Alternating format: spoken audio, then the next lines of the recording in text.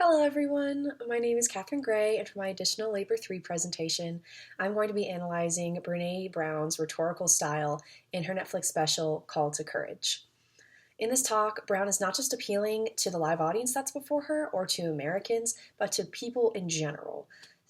Everybody has emotions, and it's very important to know both your personal emotional needs and the needs of those around you. Brown in general describes herself as a researcher slash storyteller who has been investigating shame and vulnerability for the past decade. And her utilization of both very clear data she has gathered and stories from her own life and the lives of others makes her an extremely effective communicator. Early on in her talk, she reflects back on a TED Talk she gave in 2010, which has now received over 50 million views on the TED website alone.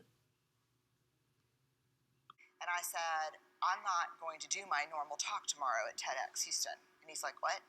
And I said, I'm not going to do my normal talk on variables mitigating self-conscious affect. So as you can see here, Brown is undeniably an expert in her field with a vast store of knowledge on the subject she's speaking on, but she also understands that quantifying something like shame for an audience takes all of the connection and relatability out of what she has to say. And he's like, why not? And I said, I'm going to be vulnerable and talk about vulnerability. I'm going to just put my whole self out there. And he's like, why? Why would you do that? Her decision to be vulnerable with her audience is essential for the impactfulness of her message, as those listening can apply her feelings and experiences to their own lives. And her witty sense of humor keeps the live audience very engaged with what she has to say. And I said, because I just spent 4 days with these people trying to convince them to be vulnerable and put themselves out there, and then I'm going to walk on the stage in my academic armor, like, this is the variable that, because that's my training. And so I was like, I'm not going to do that. I'm going to just be vulnerable. So I got up there, and as many of you know, I was vulnerable. Here, Brown provides a full circle moment for her audience where they can understand her reasoning and transitioning from a primarily logical to a primarily emotion-based argument.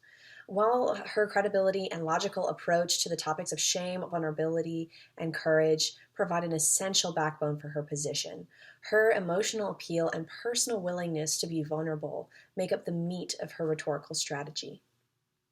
I talked about how I'm scared of vulnerability, how I hate it, how when it emerged from my data as the key to wholehearted living and loving, I totally had a breakdown. As you can see here, Brown utilizes stories from her own life to let audiences know that it is all right to feel scared or overwhelmed regarding vulnerability. This empathetic tactic is deployed again and again over the course of the talk, and she has built a career out of allowing herself to be seen exactly as she is.